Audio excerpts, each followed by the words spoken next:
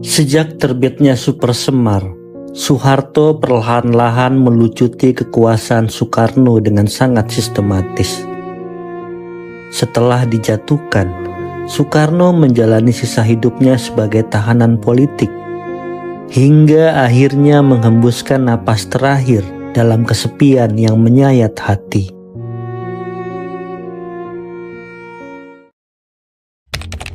Presiden Soekarno mengumpulkan menteri-menteri kabinet Dwikora di Istana Bogor untuk membahas pembunuhan 6 jenderal Angkatan Darat sepekan sebelumnya.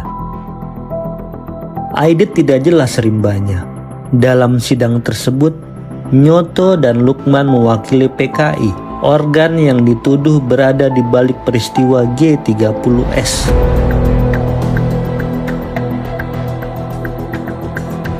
Nyoto menyatakan PKI tidak terlibat dan menganggap peristiwa itu sebagai masalah internal Angkatan Darat. Soekarno menanggapi G30S dengan santai, menyebutnya sebagai riak-riak kecil di tengah lautan.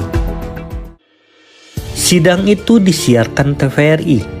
Ratna Sari Dewi, istri Soekarno yang menonton dari rumah di Jakarta, langsung was-was melihat Soekarno yang tenang, banyak tersenyum, dan bercanda dengan pewarta, seolah-olah tidak ada peristiwa besar yang terjadi. Di tengah situasi yang tak menentu seperti saat itu, sikap Soekarno jelas rawan disalahartikan. Terlebih, Soekarno tak hadir dalam pemakaman para jenderal sehari sebelumnya. Lebih jahat dari pembunuhan. Dewi Soekarno pun menulis surat untuk memperingatkan suaminya. 2 hari berselang, surat itu berbalas. Lewat suratnya, Bung Karno berkata, "Kamu jangan salah memahami saya. Pada rapat kabinet itu saya tersenyum untuk menunjukkan kepada dunia bahwa saya aman dan bahwa situasi sudah kukendalikan. Saya juga tertawa untuk memberi kepercayaan dan kekuatan kepada rakyat saya." Kekhawatiran Dewi Soekarno kemudian menyata. Sikap tenang Soekarno justru memicu desas-desus bahwa Soekarno terlibat atau setidaknya mengetahui lebih dulu peristiwa G30S. Sejak itu, Soekarno kehilangan kendali penuh atas politik di Indonesia. Demikian lembaran pembuka babak akhir perjalanan politik dan kehidupan Soekarno. Setelah PKI dan seluruh underbone-nya dibabat habis, politik keseimbangan yang Soekarno terapkan sejak 1960 runtuh. Angkatan Darat tak terbendung. Jenderal Soeharto perlahan mengambil alih panggung dan menyisihkan Soekarno. Lembaran kedua tersibak ketika Soekarno menandatangani surat perintah 11 Maret 1966. Esoknya, Soeharto membubarkan PKI dan pada 18 Maret menangkap 15 menteri pendukung Soekarno. Pada 27 Maret, Soekarno terpaksa mengumumkan kabinet baru bentukan Soeharto. Setelah kewenangannya dipreteli, Soekarno hanya jadi tukang teken dokumen. Soeharto mulai menjalankan kebijakan yang bertolak belakang dengan Soekarno dan membatasi Soekarno berbicara di hadapan publik. John Dillick dalam Soekarno, sebuah biografi politik, menggambarkan kekecewaan Soekarno ketika kekuasaannya dipreteli Soeharto dengan 5 kata. Saya diam dalam 1000 bahasa. Assalamualaikum warahmatullahi wabarakatuh. Namun Soekarno adalah seorang petarung hingga titik terakhir.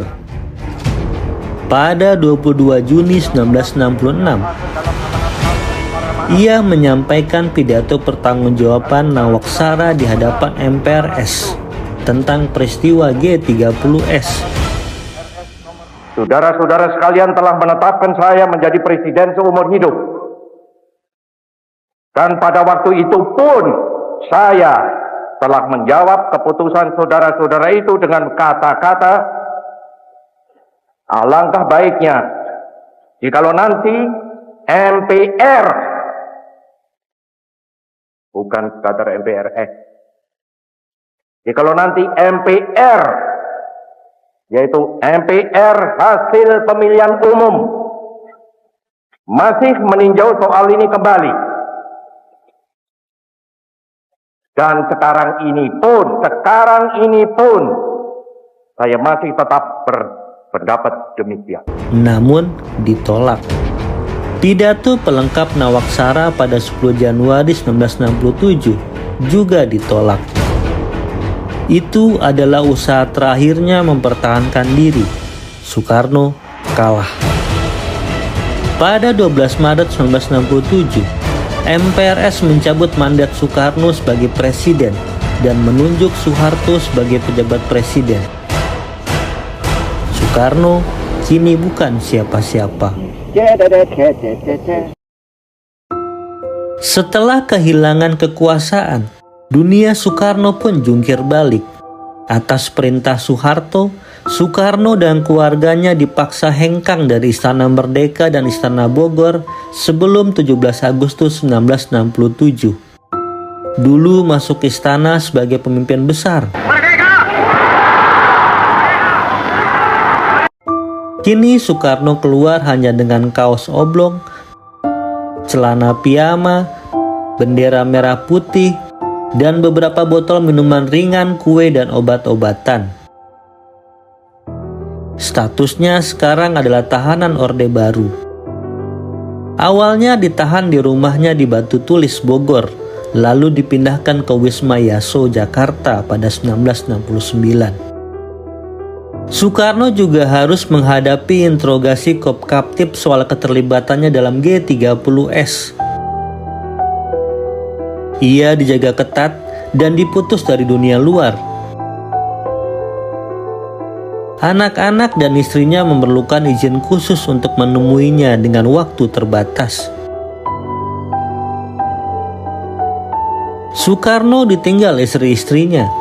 Dewi dipinta pergi ke Jepang demi keamanan. Haryati dan Yurike Sanger juga meninggalkannya. Sedangkan Fatmawati sudah putus hubungan sejak 1953, meski tetap menikah secara resmi. Hanya Hartini yang setia sampai akhir. Penahanan ini berdampak buruk pada kesehatannya. Tim dokter kepresidenan yang dulu merawatnya telah dibubarkan. Padahal Soekarno mengidap sakit ginjal parah, jantung dan darah tinggi. Diagnosa baru pun muncul, rematik dan katarak. Sampai akhirnya Bung Karno terkena depresi. Setiap hari hanya duduk sambil termenung, malah kadang-kadang ngomong sendirian. Memorinya berubah, kesehatannya terus-menerus semakin merosot. Salah satu yang mengobati kesepian Soekarno saat itu adalah ketika rezim Soeharto mengizinkannya untuk menjadi wali nikah Rahmawati, putrinya. Kehadiran Bung Karno membawa duka bagi khalayak. Bung Besar kini tampak ringkih. Wajahnya bengkak karena sakit ginjal yang kambuh. Langkahnya tertatih-tatih. Ibu kembali berjumpa dengan bapak yang lemah karena sakit ginjalnya yang parah itu kambuh lagi. Aku mencucurkan air mata melihat bapakku disambut dan dibimbing ibuku. Tragisnya, Bung Karno hadir dengan pengawalan pasukan bersenjata lengkap. Seolah-olah Soekarno yang sakit-sakitan itu bakal bisa melarikan diri. Secuil momen bahagia pun rentas oleh instruksi pasukan pengawal. Bung Karno digiring keluar. Menjelang pintu mobil, Bung Karno berhenti sejenak. Untuk melontarkan sekilas senyum pedih kepada kerumunan yang menunggunya di luar rumah. Hanya itu yang bisa dilakukannya, karena rezim Soeharto melarangnya melambaikan tangan, apalagi menyapa massa. Seorang tentara yang gusar bahkan berani mendorong kepala Bung Karno agar segera masuk mobil.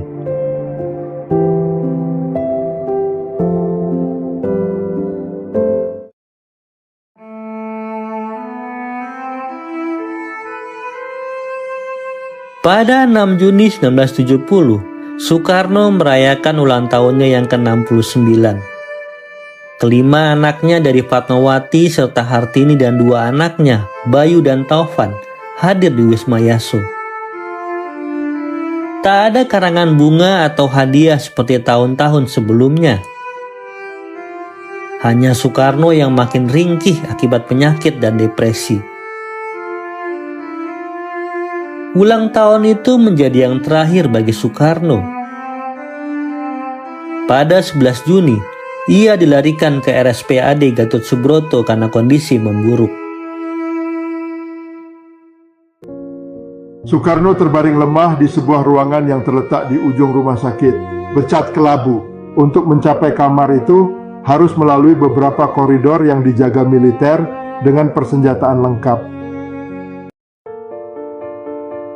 Dalam perawatan itu, Soekarno menerima 2 tamu istimewa. Pertama, Muhammad Hatta, sahabat lamanya yang datang menjenguk pada 19 Juni. 2 proklamator yang pernah pecah kongsi itu akhirnya bertemu dalam momen mengharukan. Soekarno terisak seperti anak kecil saat melihat Hatta. Keduanya hanya bisa menangis bersama dalam pertemuan terakhir mereka.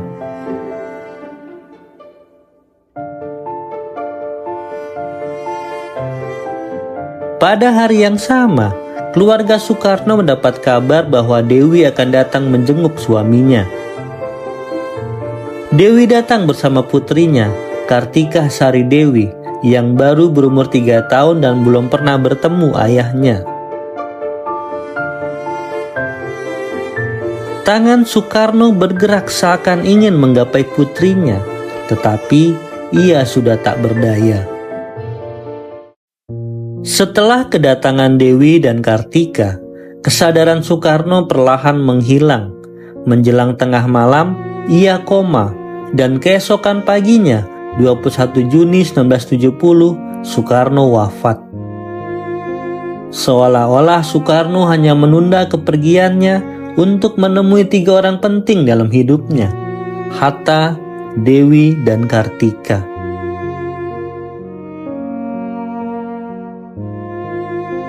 Namun perlakuan kasar terhadapnya belum berakhir. Permintaan Fatmawati agar Soekarno disemayamkan di rumahnya ditolak oleh rezim Soeharto. Soekarno harus disemayamkan di Wisma Yaso. Permohonan Dewi dan Hartini untuk memakamkannya di Batu Tulis juga ditolak. Soeharto hanya mengizinkan Soekarno dimakamkan di Blitar.